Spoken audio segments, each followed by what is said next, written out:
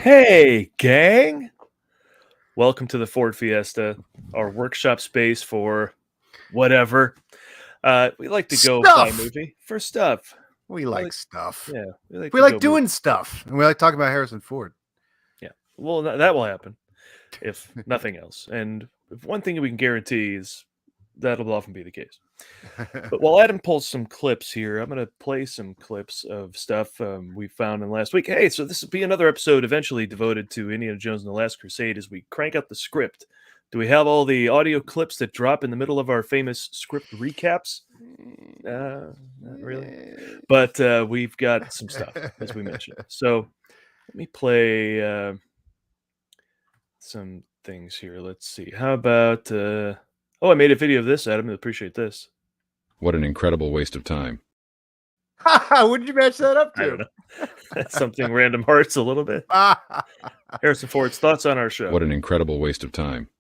I mean, it's not really good, but it's something. We're having fun with AI, folks. If you missed the 2 shows ago, we were doing nothing. We're doing stuff. Yeah. Unremarkable. Well, while you're pulling clips, I guess we could always do a commercial, right? So let me just pull these 2 clips right here, and then it'll make it a little more fun. All right. While we're waiting, a commercial. キリンラゲビールください。キリンラガーね、そこは取ってください。焼きそばちょっと待ってください。栓抜き柱にあります。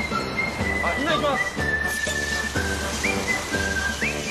グラスあっち。ミスタービール、キリンラガービール。どうも、これサービス。I don't speak Japanese. I'm still trying to figure out what's really going on in that commercial. He's like, "Can I get a beer?" And then they say something at him, and he looks around like he just, who knows what he said. Then he gets the beer, and he's like, "Can I get a glass?" They give him a glass, and he pours the beer. Is that really the commercial? Is that really all there could be? It's got to be something else going on in there that we just aren't following, that I can't get. Or they kept it simple, Come to McDonald's. Can I get a Whopper? Or a Big Mac? Can I get a Big Mac? Here's your Big Mac. Can I get a napkin? Here's your napkin. McDonald's. I mean, there's got to be more, right? Well, they would also do songs like the special sauce, lettuce, cheese, all that sort of stuff. Exactly. I expected more from a Kirin Lagabiro commercial. Maybe this one does more. Let's find out. 雨だ。急ごう。待ってよ、ハイソ。おフレーだ。キリンラガー。Come on。この味がビール。切れ味醍醐味。キリンラガービール。Maybe drinking. See that one? Maybe drinking a Kirin is the equivalent of going to the spa. It cures your rainy day blues. Something, but whatever happened there. That's Harrison Ford. Adam, where are you in your stuff? I'm pulling one last clip. Well, then we've got to. Kirin Lagerビールください。Kirin Lager。いいよね、始めよう。待ってますよ。乾杯。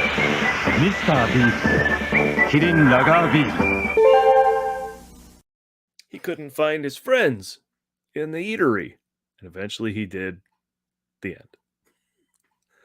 That's that one. They don't go deep, I guess is the point. All right, I got one more clip. This is what's so funny is when we get to these clips in the prepared segment. We have prepared a segment. We just didn't over prepare the segment, which is what we usually do. But it's so funny. One of these, when I show you, you'll be like, "You took the time to pull that to make sure we had that for the show." What an incredible waste of time.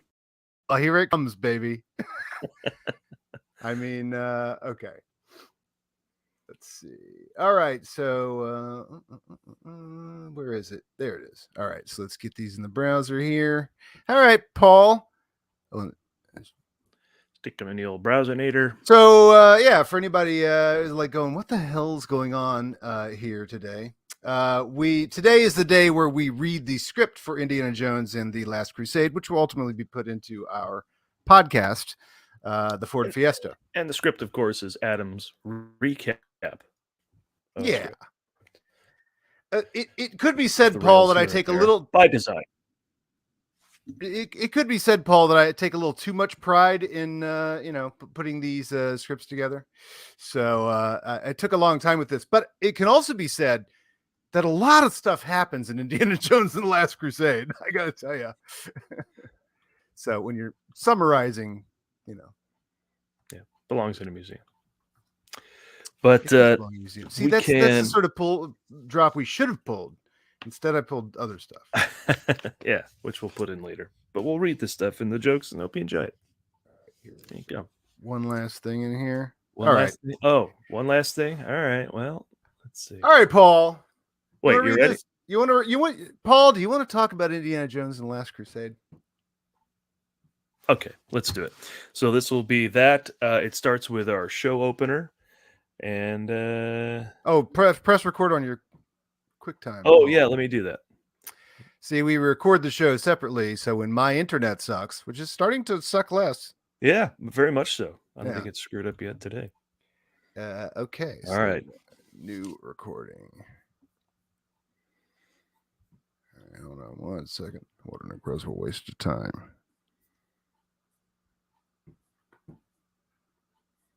Do we have a new show open or just use this old one? Use the old one. Well, there's one here. I don't know if it's new or old or what. No, those listening at home do not need to record on their own QuickTimes. We are doing. No, you do not. You do not. Yeah, unless you want to post you listening to us later on as a podcast. That's what we're doing. All right. Ready? Yes.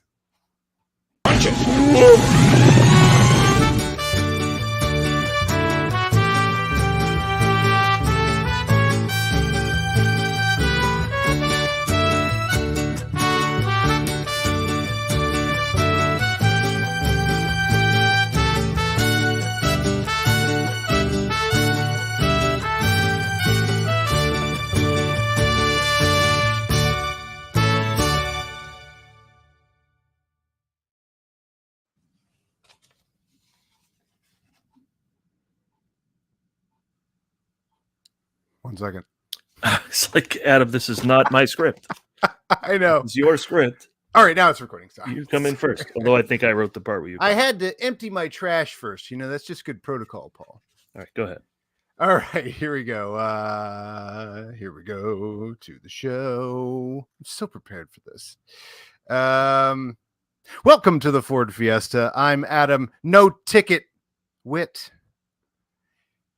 I was going to do the genius of the restoration, but I don't know that we need to start doing it as our greeting. An audio podcast.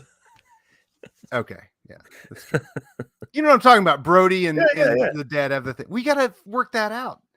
Anyway, welcome to the Ford Fiesta. I'm Adam, no ticket wit. You're not doing it. Okay. No. What is it? Genius of the restoration? Resuscitation, whatever. Right. We got to get that down. The restoration. It's a whole that thing. Should be our new greeting from now on. By the way, Paul. None of this. Kieran, when we see each other in public. Yeah, when we see each other in public, we got genius of the restoration. Aid us in our resuscitation. All right, Paul. You ready to start this script? Okay, go ahead. We're not doing that part, but we'll prep it. No, for we're not later. doing it. All right. Paul, come in with the line, and I'm Paulie Grail Preston. All right. And I'm Paulie Grail Preston. Joining us later in the show to talk about Indiana Jones and the Last Crusade is Mara Kanopik, who's been talking movies her whole life. So we've decided to have her do it here. Why not, right? It's kind of like us. And Last Crusade is her favorite indie movie, so this is going to be good. Mm-hmm. So, with The Last Crusade, this is no doubt the last Indiana Jones movie. Hush your Hollywood bottom line mouth. Sure, they ride off into the sunset as if indie tales could be over. Sure, they ride off into the sunset as if Indy's tales should be over, but this is not the last Indiana Jones film. So, why isn't it called The Penultimate Crusade? Well, we'll tell you in our patented Movie Guys recap. But first,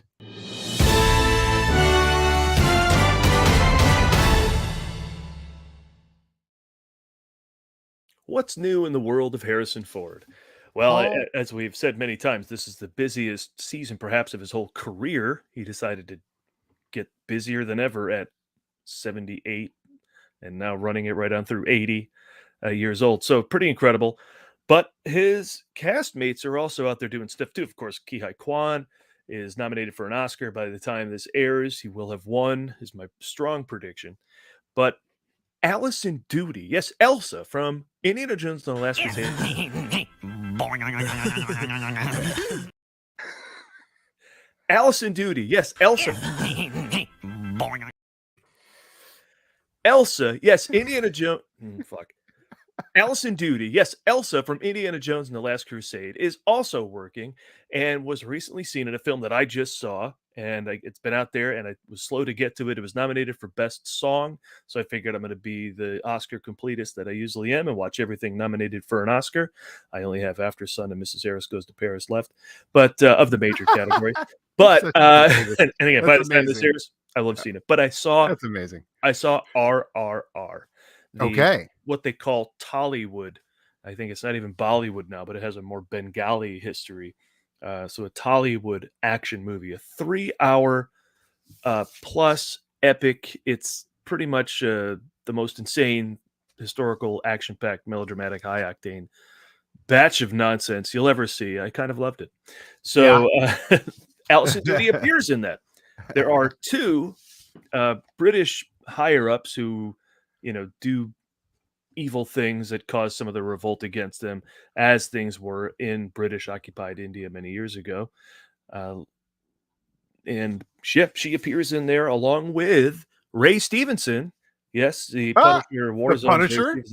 One of the Warriors 3. So yeah, those two appear in the film. So it's good to see her because I honestly haven't seen her in forever. I remember she appeared in A View to a Kill and then appeared in Last Crusade and then never heard from Alison Doody again. No. I haven't checked to see if she has worked a ton, and I just haven't seen it, but it was good to see her in this. Wow. Yeah. She just disappeared completely. I haven't seen RRR. This, everybody's been talking about this movie all year. I think it came out a year ago or something, or almost a year ago. And what's it up for, a song? It's up for song. India botched submitting it for Best International Feature. Oh, okay. And submitted something else, so it was incapable of being nominated for that. But they nominated it for Best Song, so I think the team will be there and put on the biggest, craziest musical number, if they're doing it right, that you've ever seen at the Oscars. It should be huge and awesome. And yeah, see that movie, Adam. It'll knock you out. The clips I've seen are just insane, and it goes full hyper kinetic action movie, right? Yeah. Big time. Kevin Feige hinted that Thaddeus Ross will be president of the United States in the MCU. So there are, again, signing up an 80-year-old guy to be in your action franchise, tough call, but he believes in it, and he's got plot plans for Ross beyond just appearing in Captain America, New World Order, and Thunderbolts. Or maybe this rise to the presidency happens quickly within those first two films. We'll find out. But again, this was all only hinted at by Feige. What a cool move to have Ross be the president. With what we know of Ross and the other plot lines, this is just perfect. And how many times is Harrison Ford this is the second time he's played the president? Yeah, and given Ross's penchant for governing the superheroes, that will put him in a position of the most power, I think, to do that. So it could be. But I don't know the Thunderbolts, so explain for me and the world, Adam. The Thunderbolts seem to be the Suicide Squad of the MCU. They're the bad guys, or the guys who are considered, on the edge, off the rails. Like Baron Zemo's one, right? Is that Baron Zemo? And Hawkeye, for some reason, even though he seems not only good, but he's he had that rough patch where he was an assassin. So is he in the Thunderbolts? Oh, I think so. That's right. Okay, and it's Yelena, right, from Black Widow as well. Right. So it's all the sort of darker characters, but in the comic books, it was straight up villains. I mean, I guess, I haven't seen Zemo in the poster of this one. I don't know what they can keep secret about the Thunderbolts because, well, knowing Marvel, they'll do 20 minutes in, they'll reveal, oh, these are actually like, these. But anyway, in the comic book, they were villains. but we didn't know that there was like suddenly there was these brand new superheroes, and they came and they were saving the day and all this sort of stuff. And America was like, oh, because the Avengers disappeared. This is when the Image creators got the licenses from Marvel. Very desperate times for Marvel. They were bankruptcy, and all their like big talents had gone and formed Image with Spawn, and you know that whole story, right? Mhm. So Marvel's gets desperate and they hire them back, but they get to make, like, Rob Liefeld got Captain America, and Jim Lee got Iron Man, and somebody else got the Avengers. And so they just took him out of the Marvel universe. So they did a plot line where the superheroes disappeared so they could make these alternate universe comic books that were terrible, bad comic, real bad. And so then in comes the Thunderbolts. And but then after a couple issues, they take off their masks and you're like, oh my gosh, it's that bad guy and this bad guy and that bad guy. And so then they, for years, kind of like were secretly doing villainous stuff while playing heroes. And then eventually they kind of became more of the Suicide Squad, where they did their time or whatever, and then they were allowed to be a part of this group, which became official at some point.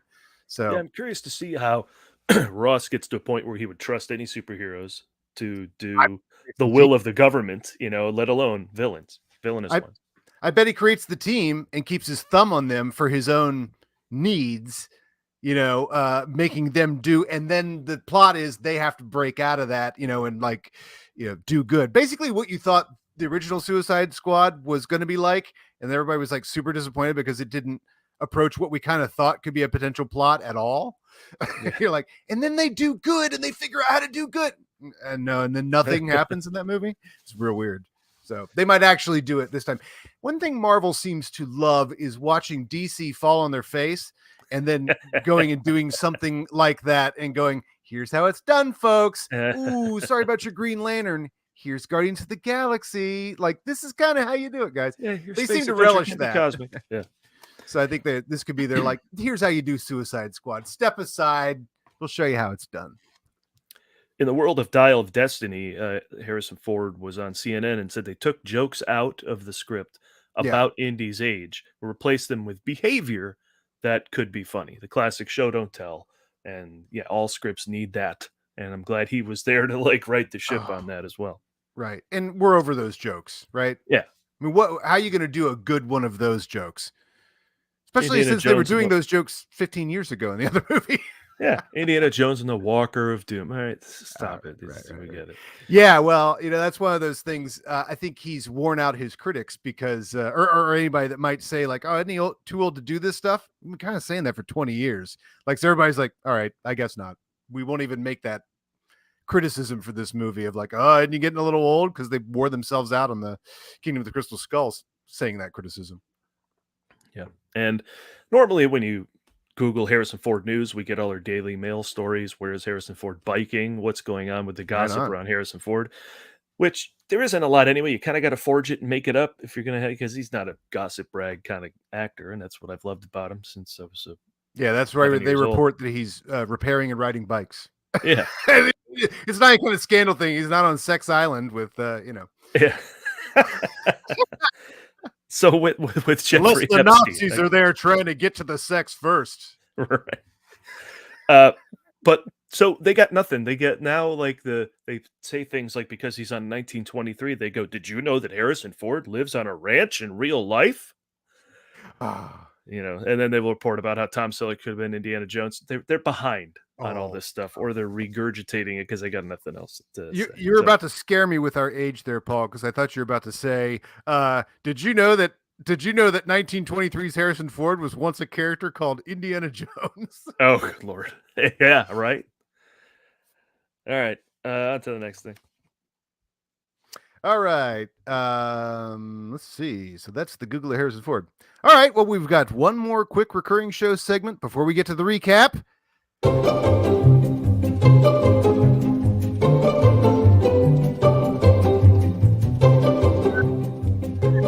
In Ford history. All right, let's burn through this. February 21st, 2020. It's a little past that now, but I think we wanted to bring up that's when Call of the Wild was released, because this is the last Harrison Ford movie in the theaters, like legit movie. So it was, 3 years ago now, That's and crazy. change. Wow. And that I will always Call of the Wild. I'll always remember as the frozen marquees of and somebody should start a photo book, the frozen marquees of the pandemic. Yeah. Because when you would go out and there was the closed movie theater and there'd be the marquee, and on the marquee was always Call of the Wild. I can't think of some of the others, but Probably Onward. I think that's the last movie I Onward, saw that was before probably I one of got them. in Yeah. there. Yeah, so that's what Call in the Wild will always be stuck in my head for that. And we jokingly, when we started the show, we're like, we're gonna do from Dead Heat and a Merry-Go-Round to Call the Wild, thinking like, obviously Call the Wild signals he's kind of slowing down a little bit with his career, which is hilarious now. Yeah. February 26th, I give us credit. 2009, and I can't believe this was this long ago, 14 years, because I feel like I just saw it, and I only saw it once, and I thought it was good. Crossing Over is released. Okay. The movie Yeah. that I think is his response to turning down Traffic and having Traffic You said that. win Oscars. Yeah. I think now he was like, oh, I could be in a complicated movie about the border. Immigration. And that's what this is, and it's quite good. A lot of real tension in it. Oh, okay. Good other actors like Cliff Curtis are in it. I'm excited for you to see that one. I don't And for me to see it again. Yeah, I don't even know the plot of that one, so it's kind of interesting. We're rewatching some stuff that I haven't seen in years, like Witness, where I'm like, well, I remember stuff, but boy, when you hop back into it, it's the full experience of watching it brand new in a way. Same thing with Working Girl. I'd say I haven't seen that since that was first released on video. But some of these Crossing Over, I couldn't tell you another person in that. I couldn't tell you a scene from that movie. I've never seen a trailer. That is literally a 100% brand new movie for me. And a few of these are going to be. Ray Liotta, maybe? I don't know. There's other actors on Yeah. the poster. Ford is Yeah. like one of three across the top, I believe. So, yeah, that's it. This and what's the Doctor movie? Extraordinary Measures. Right. I have no idea what that's about or who's in that or what's going on. Yeah. So those are Lorenzo's mysteries. Oil. It's Lorenzo's Oil with him. Oh, and, okay. Brendan Fraser. Oh, You Speak movie? It's Lorenzo's Oil. Oh, okay. Oh, good. You Speak movie too. And then closer to now, but not close to when this comes out, March 5th, 1979, The Empire Strikes Back begins filming. So pretty impressive. They don't get to it for, 2 years, but then when they start to make it, it takes a year before it's released. That's interesting. And, in a month or two. It's interesting why they even put the time between. They don't do that anymore. Now they make a movie. The sequel's greenlit and they're shooting while the first one's still in theaters. Sometimes, if it goes well. Sometimes they greenlight a trilogy from the start, which is so crazy. Golden Compass, yeah. Ends up being one movie. Yeah, Empire Strikes Back begins filming. That's that famous story of that was just such an impossible movie to shoot. It's so easy for people to sit in their chair and go, why are you using CGI? Why don't you go out in the snow? And you hear the opening of that, and like they couldn't shoot for days and days and days. And the first Luke Skywalker shots are out the back of the hotel because it's the only way they could keep the camera warm and sit it in the hotel and tell Mark Hamill to run out there and do his scene. Yeah. So that makes me think, like, when I see like the Tauntaun scene and stuff, I'm like, that could just be because we're only looking down at the prop effect. You're not seeing you're like, are they like hauling the Tauntaun and is Harrison Ford just leaving the hotel, going and doing that and walking right back? He's certainly there now. Like I said, he would shoot pickup scenes for Shrinking at either his or Bill Lawrence's house because it's set in Pasadena and they live on the west side over by like Santa Monica, Malibu. Oh, and he's like, I'm not going back to where. Again, why he shoots 1923? He probably sleeps at home every night. That's the urban version of how he shoots 1923. It's like by his ranch. There you go. All right, on to living the life. All right, and on to the recap. Now, sure, Harrison Ford has stretched his wings as an actor successfully in 4 completely different acting turns in Harrison Ford Phase 3. But as much as we admire this exercise as we follow his career, there's another word for these movies alongside when you play them alongside Star Wars and Raiders of the Lost Ark, and that's boring. Lollygaggers. Well, like an oasis in the desert of respectability, Harrison Ford's iconic adventurer is back in Indiana Jones and the Last Crusade, his third Indiana Jones adventure, in 8 years, or as superhero movie critics would say, do they make anything other than Indiana Jones movies anymore? Indiana Jones and the Last Crusade begins with an Eagle Scout with his troop riding horses through a Monument Valley-esque western vista. Mosquito Coast's River Phoenix separates himself from the troop and finds a cave, and in it, a crew of archaeologists uncovering a rare artifact, which is handed to a familiar silhouette, a man in a fedora and leather jacket. But he turns to reveal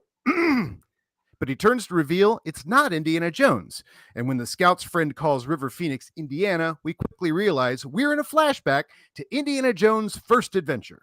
Oh, was it King Solomon's Mines? My parents accidentally rented that thinking it was Indiana Jones. No. It's a Firewalker? No. Treasure of the Four Crowns. No. Tales of the Gold Monkey?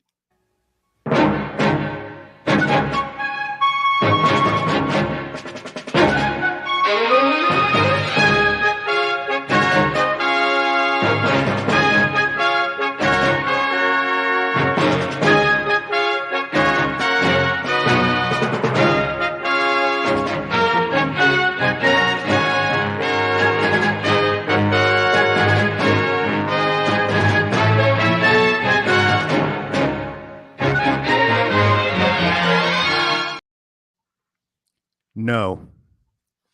Well, it was close enough for me for 8 weeks in 1982. Young Indiana Jones recognizes Young Indiana Jones recognizes that what these men are robbing is the Cross of Coronado as the God, who wrote that? Young Indiana Jones recognizes that these men are robbing what these men are robbing is the Cross of Coronado as the treasure. Should have been rewritten, this script. Young Indiana Jones recognizes what these men are robbing is the Cross of Coronado and comments the familiar Indiana Jones opinion that it belongs in a museum. So in classic form, he makes it up as he goes by stealing the cross and running away. Which leads to a trademark, Indiana Jones being chased by people trying to kill him into a throwback action set piece. In this case, a foot chase on top of a train car, Western train robbery style. But you know what's more fun than cowboys and trains? The circus! It's a circus train! Fun fact, the entire sequence was storyboarded as an homage to the Ringling Brothers train crash in 1952's The Greatest Show on Earth by a young Sammy Fableman. Each train in this car contains Kitty Fun Danger. Rhinos angrily poke their horns through the roof, threatening to skewer Indiana as he wrestles with a bully above. There's a reptile car with snakes! He hates snakes. No, not yet. Well, okay. Now he does. The opening of Last Crusade gives the origin of many Indiana Jones trademarks. Not only did the Coronado thief influence Indiana's love of fedoras and leather jackets, but in escaping the bandits, he falls into a lion's cage and has to defend himself with whatever's in reach, which happens to be a lion tamer's bullwhip. His lack of skill with the whip is immediately apparent as he accidentally gives himself another trademark, Ford's famous chin scar. The first 10 minutes of this movie plays a little bit like Batman Begins. If Bruce Wayne learned ninja skills and got the Batmobile because the guy dressed like a bat chased him through a warehouse with those in it. Indiana Jones escapes and makes his way back home to tell his father, who's de-aged. Sorry, I need my. Excuse me, Paul.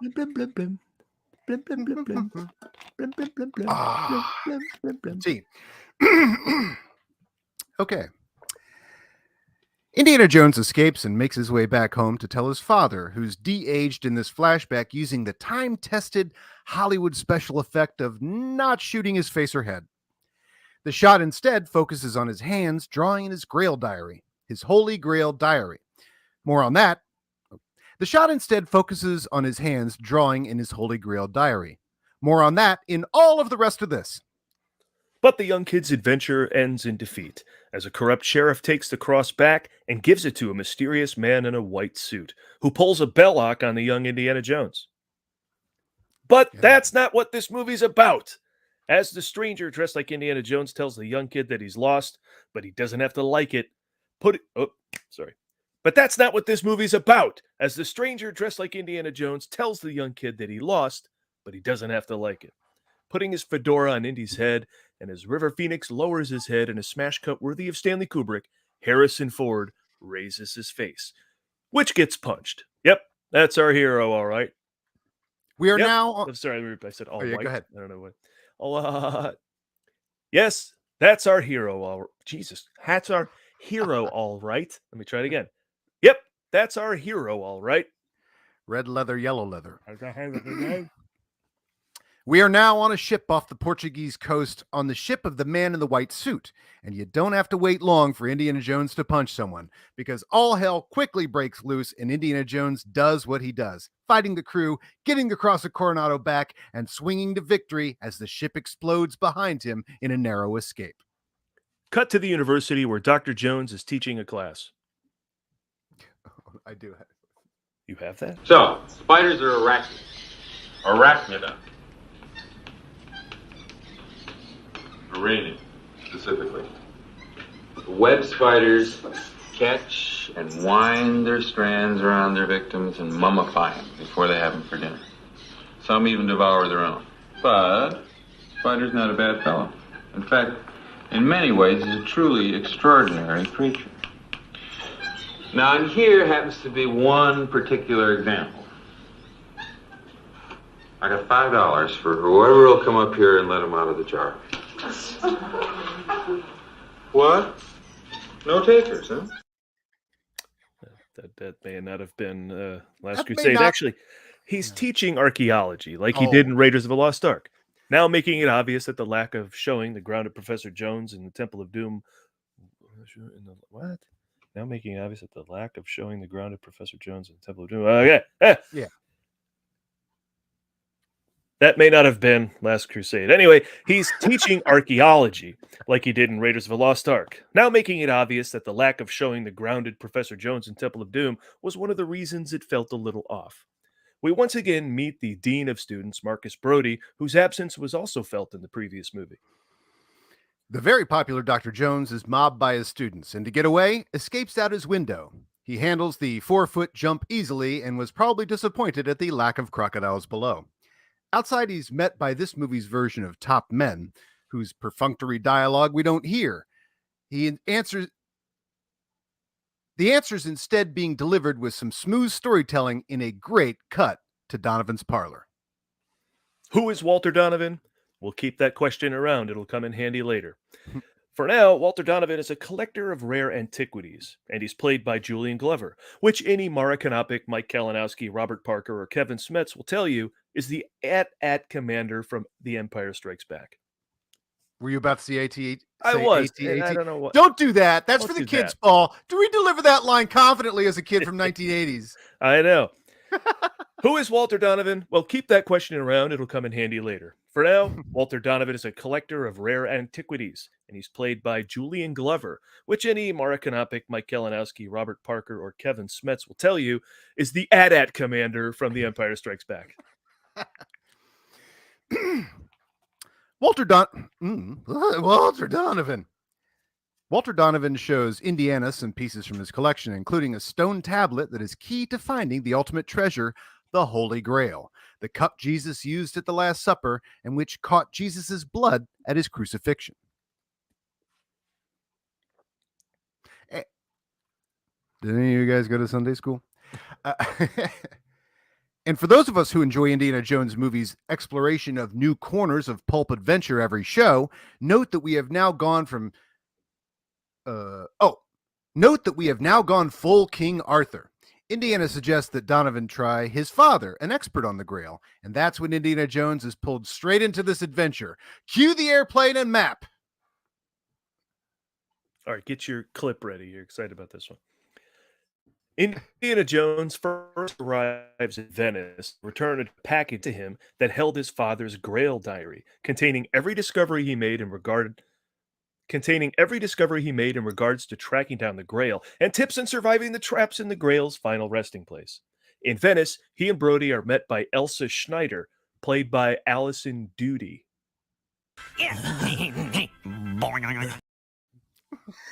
She's beautiful, and that does not escape the eye of Indiana Jones as he has a flirtation with her with a style that echoes a more classic Hollywood vibe than the rougher edged serial styles of the previous movies. The return address leads them to a library that very clearly used to be a church, sort of the Renaissance version of the payday loan that clearly used to be a Pizza Hut.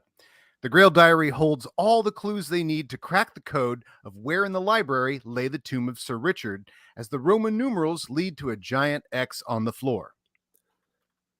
Indiana smashes the floor of a 3,000-year-old library and discovers an underground cavern and catacombs leading to a sarcophagus chamber where the entombed knight's shield contains the markings that match the other half of Donovan's grill. That match the other half of Donovan's Grail tablet, giving him the location of the Grail. But what would an Indiana Jones movie be without a cavern of creepy crawlies? The Last Crusade trades up snakes and bugs for... rats. Hundreds of rats fill the passage beyond the knight's tomb. Indiana Jones fearlessly wades through them, noting that his father would be frozen in fear with a phobia of them, developed, we assume, when he fell into a train car full of them. But like a good Indiana Jones movie, danger is around every corner, and so it is here as the duo are ambushed by some fez-wearing foes who set fire to the natural petroleum-filled tunnels. Upturning the casket of the knight and seeking shelter underneath saves them from a fiery, suffocating death and allows them to escape to the Venice canals, where Indiana's instincts kick in, enabling him to find the most dangerous way to escape, on a speedboat. A speedboat traveling through giant ocean liners, ropes, docks, and all manner of creative high-speed danger, and it's loud enough that Harrison Ford has to shout, which is always a plus. Through several hair-raising maneuvers, Jones dispatches the pursuers in glorious and explosive fashion, culminating with Indiana Jones fist-fighting the leader of the band as the rear of the boat is destroyed, foot by foot, second by second, and is pulled into the enormous tail rotor of the giant vessel. Kazim reveals that he is one of the Brotherhood of the Cruciform Sword, a protector of the Holy Grail, and then he hits Indiana Jones where it hurts, right in the morality. For whose glory do you seek the Grail? His or yours? Reminding us that this movie is about a holy artifact, and realizing this is not his... reminding us that this movie is about a holy artifact. And realizing this is not his enemy, Indiana jumps ship with Kazim, who tells him that his father is being held at the Castle Brunwald on the Austro-German border, and gives him some advice. If he's going to get in there, he's going to need a really good Scottish accent. But when the gatekeeper, much like the audience, doesn't buy Indiana Jones' Scottish accent, Indiana Jones does what comes a little more naturally to him and punches the guy and searches the castle for his father, only to find the castle is crawling with Nazis. I hate these guys. Guess they forgot to fumigate. Indy uses his whip to swing through his father's window like a boss, but he is ambushed by the guy who looks and sounds just like Sean Connery. Junior, it's you. In fact, it is Sean Connery in the beginning of the 90s Shawnaissance. Poetically, in the sequel to a movie that was made in part because Spielberg himself was denied the director's chair on a James Bond movie. Connery now plays Indiana Jones' father. Wisconsin Jones of the Navy? Henry Jones Sr. Ah. The script efficiently defines this character and his relationship with his son, whom he infantilizes with a despised nickname, Junior. Henry Sr. smashes his son over the head with a vase, which he immediately regrets. Not the hitting the son over the head part, the destruction of a precious artifact. He's more concerned with historic objects than family. But before the reunion can get going, the pair are interrupted by Nazis. I hate these guys. The Nazis hold them at gunpoint.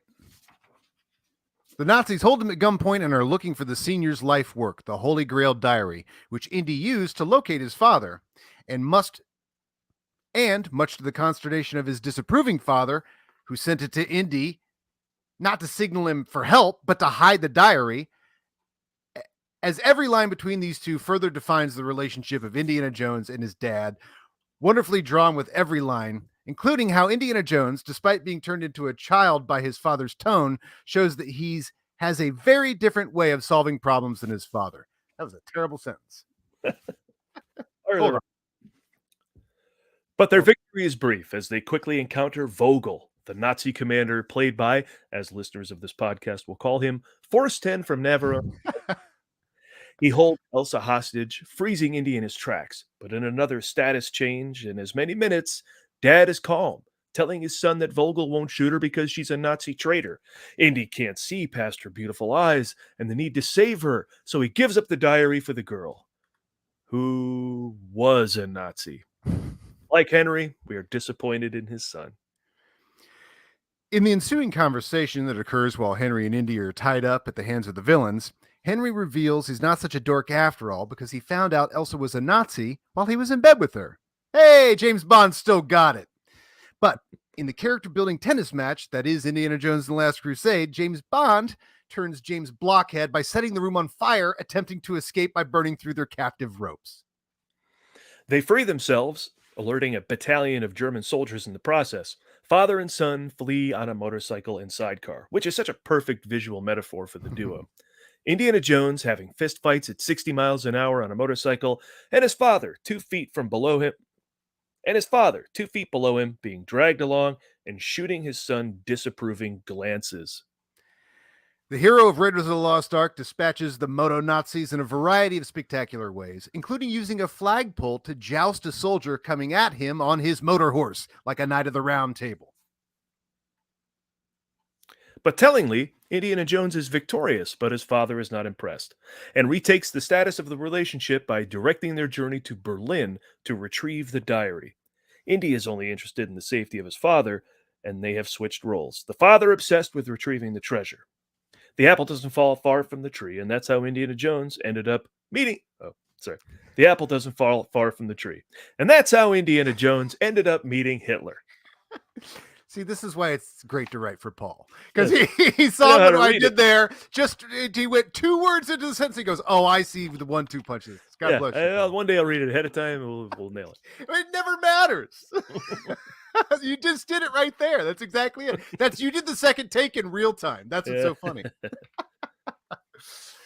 Indiana Jones and the Last Crusade sees your tote and raises you Hitler.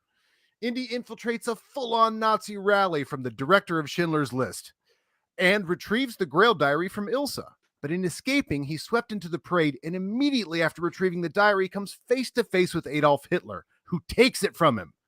Then, in a hilarious tone shift, Hitler signs the book for what he assumes is a fan, having absolutely no idea what a Grail diary is. Indy and his father board another fun form of transportation, an icon of the Reich, the dirigible. Yeah. And what a fun thing to punch someone out of, should the occasion arise. If, let's say, Vogel combs the ship for them, leading Indiana to don his 3rd disguise of the movie, a blimp conductor taking tickets. Indy surprises Vogel with an Indiana Jones special to the face, sending him toppling out of the blimp. Surprised onlookers are shocked at this,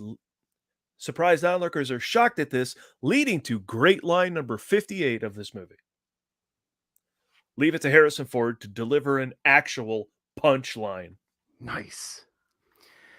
There's a nice pause in the action as the son tries to... There's a nice pause in the action as the son tries to relate to his estranged father. It has the same economy as the rest of this masterful script, giving us some point of view and depth and a few perfect lines. For the moment, the divide between the father and son is bridged with the adventure of finding the Grail. Archaeology is something they can definitely agree on. You call this archaeology? Yeah. But that's enough lollygagging. Lollygaggers. But that's enough lollygagging for this restless legs syndrome of a movie. The blimp is turning back to Berlin, and they're one form of transportation away from getting a tank on their punch card. So, to the World War II dogfight! George Lucas and Steven Spielberg giddily haul out a dogfight against German fighters in the middle, and he's like those two giggling while playing with toys in the story session. Once again, Indiana Jones is the man of action, with his dad dorking it up, shooting off their tail, and grounding them. But in a classic reversal this movie makes look easy, it's the academic that saves the day by using not a gun, not a sword, but his umbrella to scare a flock of birds into the rotor of the attacking German fighter. And faster than you can say, tank? What tank? I think I spit in the microphone. And faster than you could say, tank? What tank? There's a Nazi tank and convoy driving through the desert to the final resting place of the Holy Grail. They've captured Marcus Brody, and in his attempt to rescue Marcus, Indy's father. This looks like a job for Indiana Jones on horseback. It's horse versus tank. Underdog city for our hero. Boy, oh boy, does this movie know how to be an Indiana Jones film. Mhm. It's all the excitement of the flying wing and the truck chase from Raiders combined. The fantastical World War II tank looks so badass and was designed for maximum action possibilities and danger above, below, and under the treads. Indy frees his father, but doesn't have time to free himself as he and Vogel careen over the cliff in a... Indy frees his father, but doesn't have time to free himself as he and Vogel careen over the cliff in a Indy frees his father, but doesn't have time to free himself as he and Vogel careen over the cliff in a model of tank made before airbags. Henry Jones Sr., thinking he lost his son, lets down his guard and drops his harsh exterior as he reveals his love for his son. The emotional moment doesn't overstay its welcome. Lollygaggers.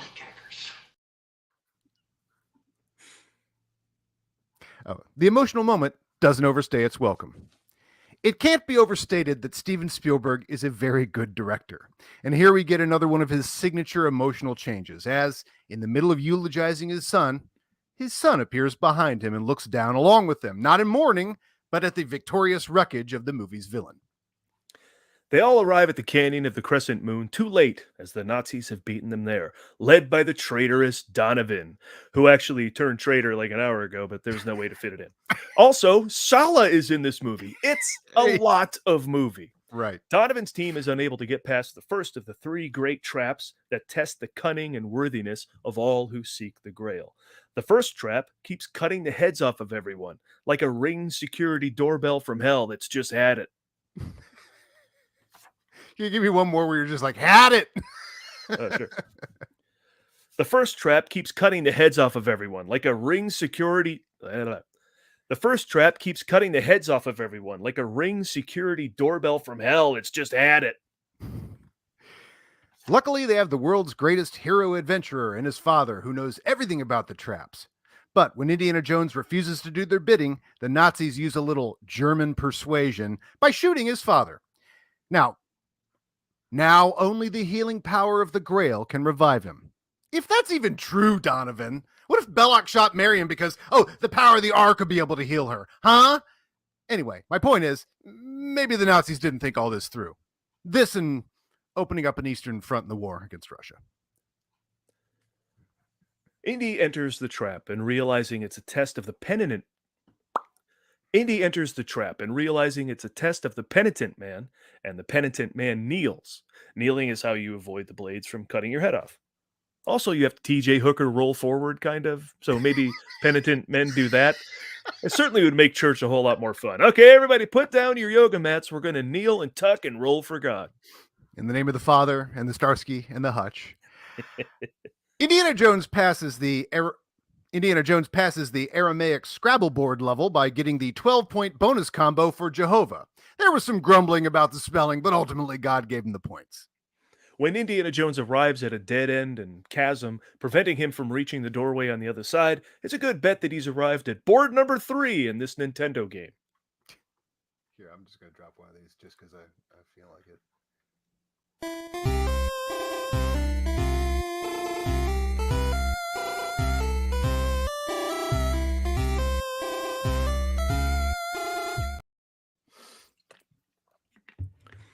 In the Path of God challenge, only a leap from the lion's head will prove his worth. So Indy faithfully puts his foot out to walk and somehow lands on solid ground, hanging in the air. And then with a little movie magic, Spielberg cranes the camera to the side, revealing a very clever optical illusion. The bottom of the chasm was painted onto the bridge. It's a throwback to a time when you used to wonder how special effects were done. Remember? Wondering? Remember? Wondering. Yeah, but this is a rare instance where they show you how, and it's a little extra magical. Now everyone just knows it's CGI, even when they're wrong. Indy arrives at the cave that holds a 300-year-old knight described in an earlier legend. But there is a final challenge because there are dozens of grails. And in this showcase showdown, you must choose a grail and drink from it and find out if you're the closest to the nearest dollar without going over. Traitors to the end, Ilsa suggests Donovan drink from this beautiful chalice. But Donovan gets a case of the melty face as he instantly ages into dust. You have chosen poorly. But which cup is the real grail? Do you know who might know? The greatest action hero, archaeologist, adventurer of all time, perhaps? Or maybe just Harrison Ford. Because who better to recognize the cup of a carpenter? And so Jesus drinks from the cup. I'm sorry, you mean Indiana Jones, right? Did I? And is able to bring the grail to his dying father. Not rescuing the grail for fortune and glory, but to save his family. But you know who didn't catch the larger theme of this movie? This greedy Nazi babe who tries to steal the grail, triggering this cave's version of a rolling boulder as the ground opens up to swallow Elsa. Indiana Jones tries to save her, putting himself within inches of the grail, the lust for which had just killed Elsa. With his son's fate in his hands, Henry Sr. realizes there's something more he wants than the grail. His son. And after calling him Junior the entire movie, for the first time, he calls him Indiana. Let's do another take of that one. That's a lot of bad sentence structure on my part. Sorry about that. But you know who didn't catch the larger theme of this movie? This greedy Nazi babe who tries to steal the grail, triggering this cave's version of a rolling boulder as the ground opens up to swallow Elsa. Indiana Jones tries to save her, putting himself within inches of the grail, the lust for which had just killed Elsa. With his son's fate in his hands, Henry Sr. realizes there's something more he wants, more than his grail. Henry Sr. realizes there's something he wants more than the grail, his son. And after calling him Junior the entire movie, for the first time, he calls him Indiana. Oh, I think I read it better the first time. All right, go ahead. Well, I got both. And father, son, Brody, and Sala all ride off into the sunset on horseback in a shot that absolutely announces that this is the last time we'll ever see Indiana Jones. Ta-da! It's everybody. There's one line I want to go back and do. Good. People will want that. I haven't looked at the comments. Now, you know what? Oh, no, never mind. I can pick it up later. It's probably like, could Adam do that line again? Nah. You can if you want. Go ahead. No, I meant to mark it, so never mind. When I edit it, I'll figure it out. If I need to redo it, I'm here. So, how do I get me back in the studio, Paul, if I need to do some pickups? Here's some stuff people said during it when we were talking about the news. Yeah, thank Fred you all Mowry, our old buddy, said Heroes Reborn. Is that a title? That's right. That's the image. The Heroes Reborn is what that was called when Rob Liefeld and all of them got the rights to the Marvel properties and made some of the worst comics that have ever been drawn. Paul, have I showed you the Captain America from Heroes Reborn? Holy shit. While you're doing that, I'm going to stop my quick time. Yeah, me too. Oh, are we done talking about it? I love we're right off to hacking on Rob Liefeld here. Yes, and Fred and I worked in a. This was slightly after, but Fred and I worked in a comic book store together. So go ahead and save that, Paul, and title that too. Last Crusade. This is the great part of the show where we name our files, but I want to save them right away. Adam. Script. Yay. Okay. Saved. Yeah. Oh, let me find this Rob Liefeld. So yeah, Fred and I worked at a comic book store our senior years of college, and we got paid in comics. It's like wow, an hour in comics. So you were getting cool or $10 an hour. Oh yeah. At the time, it's like I had another job around the corner that paid my rent, and what I couldn't afford was comics, and a brand new comic book store had opened up in town. And that was a lot of fun, man. You would just go in there Saturday, people would be playing Magic or whatever, and Fred and I would just sit behind the counter. We were totally the clerks from Clerks, making fun of the Magic kids and talking comic books. That was a That was a good time. Glad that happened in life. But yeah, Image Comics, shitty. Let me find this Rob Liefeld Captain America. It's just so funny. It's just a parody. I mean, the guy was already known as being a pretty bad artist. David McKay says Heroes Reborn is when I started reading comics, so it's amazing he kept reading, considering how bad you say it is. Yeah. There's a 3D model of Liefeld's cap out there. Is there? Weird cap. Because the bone structure. Here, let me just see if this saves as a JPEG. That would be quicker. Okay. Because you look at this. Yeah, somebody like decided to make a like a anatomical model, I think, of this. Here, let me see if I can get this in here. Oh, Web BP. God damn it. Hold on. Oh, those are the worst. It's the worst. Why can't nothing take web.bp or whatever it is? I'm like, why is it everything JPEG? Yeah, it's Google like saying it's ours only, but then you can't do anything else with it, even in Google. Like it's completely pointless. No, you can open it in preview and export it right now. I'm doing it right now and as a JPEG to the same Yeah, place. that's what I have to do with every photo. But it's just it adds a step every time. And so what was driving me nuts about doing our little quick drops and stuff is like it used to export as an MP4 and now it's back as an MOV. And I'm like, nah, I gotta convert it again. Okay. But here, check this out, Paul. This is what you missed by not reading comics. And I'm gonna say this is 98, something like that. Yeah, let's see. I also hate when I have to type in .jpeg. Like, you don't know? You know what I'm saying? I'm like, all right, I'm trying to link. Oh, I see. Oh, wrong section. I'm trying to put it in clips. All right, here we go. Are you ready for the glory that is Rob Liefeld's Captain America? And by the way, they took this comic book away from a very talented team who basically everything they did, you see echoes of it all through the Captain America movies. Like they were so like dead on with it. They took it away from that creative team and gave it to this guy. I've seen that. Yes, where he's got boobs. Or it's like, I mean, that's how terrible. do you not erase that? Anyway, that's terrible. Good Lord. Wow. So there's an anatomical model, or somebody made a 3D model of it. That's funny. I see someone did a Chris Evans that looked like this. Let me see if I find that. But yeah. Isn't that crazy though? But because the characters all left, that's where the Thunderbolts came in as like the new superhero team, which the rest of the world didn't know were villains. So the question is, Thunderbolt Ross, does he know? See, but the poster we're looking at, they're not villains the way they were in Thunderbolts. But there's been other iterations of Thunderbolts. I find this with Marvel a lot too. Like the Guardians of the Galaxy, I knew that's not the one from the movie, but I was aware that one was kind of created adjunct to the Nova comics I was reading at the time. I love Nova. Where's Nova? The Nova Corps has been here, but we haven't got that yet. Yeah. And of course, Ross becomes Red Hulk. I know. I'm hearing this. Here's something that you'll understand from Fred that I don't.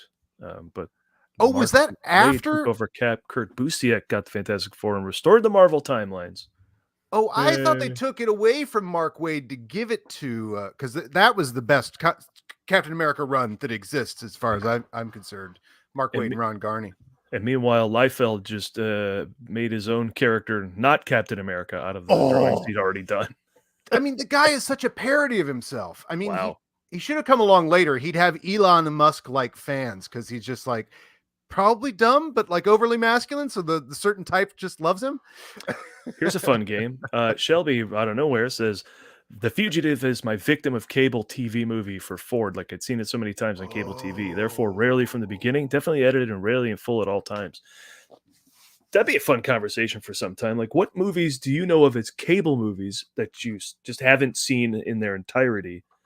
And often when you saw them were edited and that kind of thing. That's curious. Well, we've had that discussion, certain movies that you know, because that's interesting that she says that, because I thought that kind of went away because the early days of HBO and Showtime and stuff like that, they would get the license for only like 12 movies a month. And then you would see those. If you were spending a day with HBO on, you'd see Rocky 3 times, you know? Yeah. Yeah. And then Six Pack and Savannah Smiles. And Six Pack, Savannah Smiles, My Hawk Heavenly the Slayer, Dog. right? That's Chomps. You're the hunter from the future, right? But the cable still does it because, Victoria, she used to have all these. She's like, oh, I've seen that movie 50 times because like Comedy Central would do that with like comedies like what's the one with David Chappelle and the weed not How High, but the other one, like that's or PCU would do the same thing for a generation behind us on something like Comedy Central all day. So yeah, The Fugitive, that's kind of cool. We're being told Mark Normand and Sam Morrill went off on Harrison last night. Made me think they'd be great guests for the Fiesta. They love talking movies. They love you guys. I don't know who they are. I don't know. I recognize the names. I don't. So send some specifics. Shoot us the email. Whatever. Do I have a banner of the email? Well, it's a good time to get in conversations with. Send it there. Just shoot us a note. Yeah, that's cool. And I'll look into who they are. Let's see. There's a whole bunch of other comments here. Nothing really. JTE would have been doomed by the spelling of Julian Glover. Maybe. I couldn't imagine giving the script I just gave you to JTE. That would be tough. Fun movie trivia. They hired Wile E. Coyote to paint that bridge. Oh, we should have added that to our script. Oh, that's a great joke. God, that, and you know what I realized was a huge missed opportunity after I finished the script, but I was like, I'm not going back. Monty Python drops. Like because there's so much like Holy Grail stuff. Oh, yeah. I mean, I could drop it into the final edit. It's not too late. Yeah. Yeah, that's true. That's true. I thought about that. I was like, oh my God, it's like Holy Grail drop paradise in some ways. I lived down the street from the original Roadhouse, but it was tore down. Oh yeah, like someone was saying Roadhouse was on TV a lot too, and you'd have to edit the crap out of that. Right. And that would be on the Movie Guys Film Locations tour, but yeah, it's an empty lot. There's nothing to see. It's not even like an old version of the building. It's completely gone. So out. And we did mention Alison Doody's in RRR, and I was impressed and excited, and just saw that movie 2 nights ago. All right, we've caught up there. What other nonsense do we have to cover here, Adam? I got one. I'm going to put one capper on there because somebody brought it up, and it's pretty funny.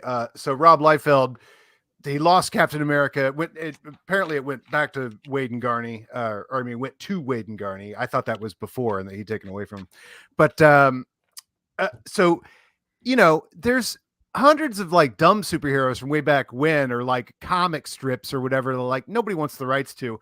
And apparently there was one called Agent America. So after he lost Captain America, he went and found some like old ass, like, serial strip from the 30s or something. He's like, I'll make that my new superhero. So yeah, nothing to see here. Nothing like, nothing like Captain America at all. I also love when they formed Image that Thor, you can't copyright Thor because he's an actual god, from mythology. So they had a Thor on their fake Avengers. And you're like, oh, okay, guys, you could also maybe not do that. Like it's a little obvious that you're like, yeah.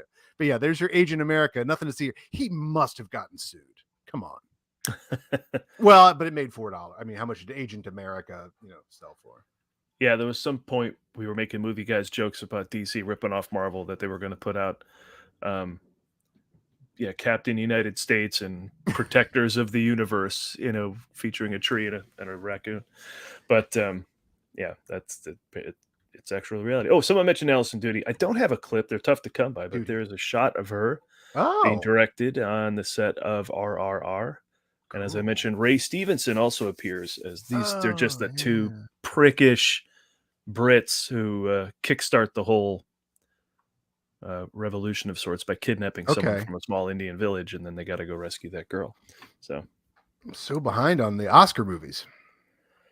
That one is something. It's nominated for one thing, but yeah, there's other ones that are nominated for a ton, but you get a hell of a lot of entertainment out of it. I have to go with the ones that are nominated for the most first in my try and catch up week. When is the Oscars? Sunday. Is it this Sunday? Yeah. Oh wow. Okay. Well, I'll be out of town, but yeah, I finally saw Triangle of Sadness and watched Bill Nye and Living, and saw, what was the other one that was and All Quiet on the Western Front, which is like Saving Private Ryan's opening sequence for 2 hours. The movie. Yeah. Wow. Yeah. I need to see that stuff. I got to go out of town because the family member passed away. So I want to catch up on the Oscars by downloading all these things to my computer, but I'm like, is that the best way to watch them or whatever? But I'm like, it's either I catch them on my flight in a week, or now if you got Netflix, that's where you'll find RRR. That's where you'll find All Quiet on the Western Front. That's where you'll find Another one I was thinking of that is eluding me now. But anyway, so some of that stuff is pretty On Netflix. Banshees of watchable. Inisherin, isn't that on Netflix? That's on Hulu, I think, Hulu? perhaps. Yeah. Hulu, home of here. I gotta show you something here. 1 second. Go to Sure. Oh, we'll go to a commercial. We'll go to a commercial. We won't do it quickly, but we'll go to a commercial. Ali, Ali, Ali, Ali, Ali, nami, hui! Ali, nami, hui! Ali, nami, hui!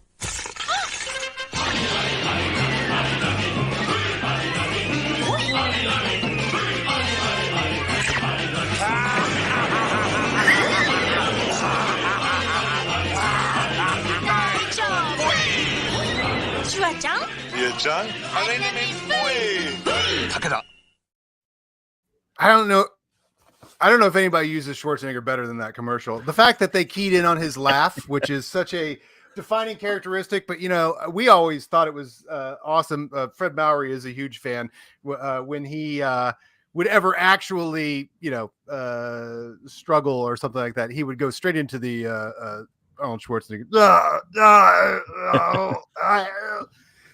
So I love that they got that. I just wanted to say I am getting the mail for my neighbor, and I don't subscribe, but I now have my own copy. Oh, nice. Let me just cover up his address. My address. This one is not getting delivered with the rest of his mail, so I have a copy of Harrison Ford. I know who the fuck I am. And but then another Hollywood Reporter came, and I got to show you this because how cool is this? Well, now I have to find. Look at this. Look at this guy. Look at this guy. Now, full disclosure, I went to Second City class with Ike Barinholtz. He's a friend of mine, and an extremely talented guy. He is the Jeopardy Celebrity Champion, and premiering tonight is History of the World Part 2, written by him, performed by him. I'm sure there's other writers. Yeah, him and Dave Stassen. But there's this team of writers. Yeah, there's a team of writers. There's so many sketches. Sketch vignettes. They just employ different people. But it's on Hulu actually right now. As soon as we're done, you can go watch it. But he had meetings with Mel Brooks. He's in meetings with Mel Brooks. He worked with Mel Brooks. Can you think of a greater goal, especially as a sketch comedian? You're like, well, there's Saturday Night Live, there's this, but there's also this epic thing called History of the World Part 1 that never had a sequel. That was a sketch movie when there weren't sketch movies. There wasn't even sketch TV shows. That's where you went to it. And to get to work with a hero, Mel Brooks, on a sketch movie sequel to the most famous movie to not have a sequel, and the Jeopardy champion, it's what a hell of a year for that guy, and it's only March. Yeah. That's amazing. I opened my Hollywood Reporter, and there's Ike. It's just what a guy. It's awesome. Yeah, that's love cool. It. Amazing. Well, if we're sharing magazines, when I was looking up the premiere magazines for our recent episode, we were looking at 1989 specifically, but I did find one from 1988 with the man on the front. Ooh. What's a nice guy like him doing with Roman Polanski? Oh, he's holding a dog too to show his niceness. I love that photo. I wonder if I could get just an 8x10 of that photo. I don't know what him with a puppy dog. Wouldn't that be the greatest frame photo? I'm sorry, say again. Wouldn't that be the greatest frame photo? Him with a puppy dog there? Yeah. Oh, absolutely. Yeah. And then, pictures from the ranch. Because I don't know if you know, but he lives on a real ranch. Yeah. In 88, when he only owned half of Wyoming, he hadn't made as much money yet. Look at him. Fly fishing. Look at that guy. Right. He's legit in fly fishing. Oh, he's so legit. He's so legit. Oh, my God. Is he the best or what, Paul? And then it's also fun because, these are the days, right? You don't get this anymore. No, you don't. No, you don't. Hey, I just want to say on the back too. Good Lord. Holy shit.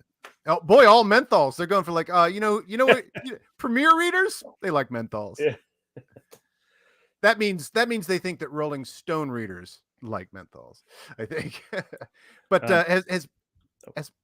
Has my deification of Harrison Ford gone too far with the recognizing that that of course the reason he recognizes the cup of a carpenter is because, much like Jesus, he himself is a carpenter. Quite a connection there. Let's pull through some other stuff going on with the Ford release. Hang on a sec. You didn't want to hear that sneeze. All right. There is a Harrison Ford. Now, look, I look up stuff and I find it out when I'm going through the internet trying to find Harrison Ford stuff. And I found an appearance on Graham Norton. He's with Ryan Gosling. So it's telling me this isn't new. But I thought it was fun. They're talking about the Oscars. And this is, since it's new to me, I share with you. Here we go. Okay. Now, here's the thing. I would have thought, Harrison Ford, that you wouldn't like these sorts of award bashes. You would never go, but you do go, don't you? On the rare occasions I've got anything to do with it. Yeah. Which is usually presenting an award. That's an honor. Is it? then I've won. I think it's exceptionally high on this particular show. Yeah. Because here,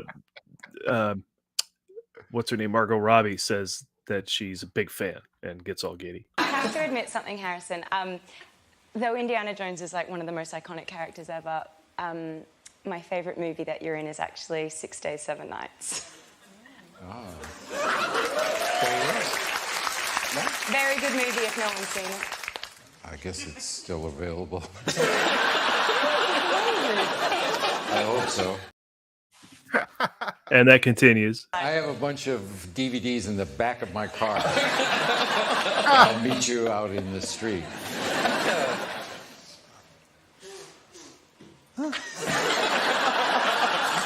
Oh, you saw it. He's gotten funnier. Oh, so high. Yeah, very high. Well, wouldn't you? Margot loves the bushes scene. The bushes scene. Oh, what scene could that be? What could that possibly be? As I'm trying to scroll like crazy. Spill it.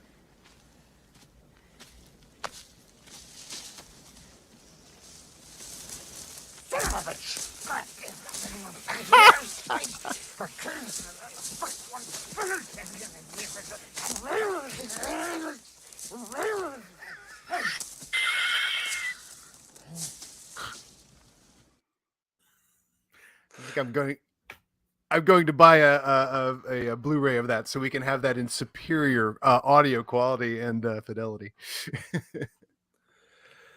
Let's see what else. What other news do we have to talk about here? I found something interesting. Yo.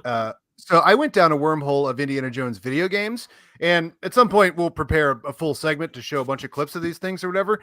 But I was very fascinated with this one computer game for Indiana Jones and the Last Crusade for its recreation of each of the scenes. But I'll show you an example of a very slow moving board that just was cracking me up, though.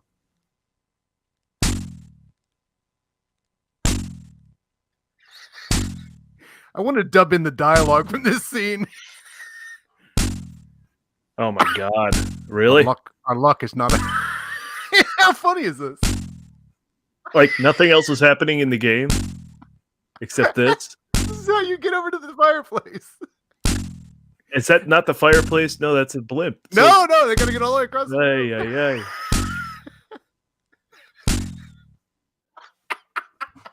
But there's the Donovan scene. They do every scene, and they look really cute like that. I want to use the AI to dub in because it's got weird dialogue. Like it creates whole, like when he's in the scene with Donovan in this video game, like there's one line that's from the movie, and then the next thing is like, well, my father was always a fan of rafting in the rapids. And you're like, wait, what's that from? Or so it's got all this random ass dialogue. Wow. So let me share a screen here. I'm never good at it, but let me give it a shot. All right. So can you see all this? Yeah. What's going on? All right. So I posted, if we're going to talk about every Harrison Ford movie on the Ford Fiesta podcast, we have to rewatch every Harrison Ford movie. So don't say we never sacrificed for our art as we went in to see Crystal Skull again. Paul, you're obviously making a joke at the expense of Kingdom of the Crystal Skull. You wouldn't be the first. Oh, here we go, right? I saw And somebody's then response, but not chimes in, the monkeys bothered Oh. bothered me more than the fridge. Well, I actually am on board with that, so I clicked the like on that. PLD, who will be appearing on a later episode, says, "First of all, how dare you?" To which we go on down that thread. Second of all, how dare you, PJ Campbell? Crystal Skull is PJ. good. Well, I posted a link to our comments there. If you click on that link, you go right to when we were talking about our trip. Okay. But that still, people got to go, is it though? Says Jake Yakovet. Did I stutter? And then third of all, Mutt Williams is awesome. Okay, Matthew Kearns. All right. That's interesting. And then Art time. We got to compare those. then Jake Yakoveta says, I've opened the box of Indiana Jones since Spoken like a 2003. true Jake Lacavetta. Yeah, and I've never watched any of them. I said, wait a minute. First of all, they should have called the Indiana Jones, Young Indiana Jones Chronicles, Indiana Jones. That would have been Indiana fun. Jones. But also Raiders. Mini and Jones. I mean, Yeah. like small mini Indiana Jones. Mini And and then Jones. they go back and forth. I can't remember where the hell. Wow. Somebody. Who else got involved? Some like That's great, guys. and, Thanks like- for interacting. Like and subscribe. Please do. Somewhere along here, Bibiani got involved, and he was like, He did. That's what I saw was the Bibiani exchange. yeah. Why can't you just access these? If you click on that, you get the responses? I don't- sub question. No, Yeah, I don't know. it was off the main comment. Go back to the top one. I thought that was off the main one there. Yeah. Yeah, Oh, that's very strange. that's where I read the whole thing. I read was Bibiani and PJ going back and forth. Yeah, which was fun, but Maybe they were like, we went too far. We deleted it. but they didn't. He's just going on about Right. old ass movies like the ones we were sharing earlier in the script. You know, Mhm. Tales of the Gold Monkey or whatever. Yeah, it's actually going back to like Relic Hunter, and to which I posted a clip of that's Don right. Winslow. You know, so it's like we all get it. Oh yeah, Bibiani pulled that. These always feel like this is why I love these guys. Bibiani and got into that like classic video store, conversation or whatever. Because he goes, Relic Hunter. There's 60 episodes of it or whatever. Like I don't know what Relic Hunter is. Like he's like totally defending or standing up for there's only 4 Indiana Jones. There's 60 Relic Hunters. I'm like, all right, let me look that up. And Jake it's has funny. not seen a single indie movie, but I was trying to make the case. Watch Raiders, if nothing else. But I have that. He has that to look forward Or don't. to. I don't need to hear that you didn't like it. So don't. That's also. true. There's also that. Keep going. Keep going. Also, if you saw SNL this weekend, Travis Kelce of the Kansas City Chiefs was the host. He was pretty good. He reminded me. It's funny that at one point they called him the least heard of Hemsworth brother or something like that, but he was actually funny, and he kind of looked and he was about as funny as Chris Hemsworth was. So I thought he was really good. But their promo, why did they do this promo? Who knows? It was not in the show, but if you have a chance to do this, you just do, right? Because it's the greatest movie of all time. Good luck, Travis. Good luck? Yeah. Am I gonna die? Probably. Go.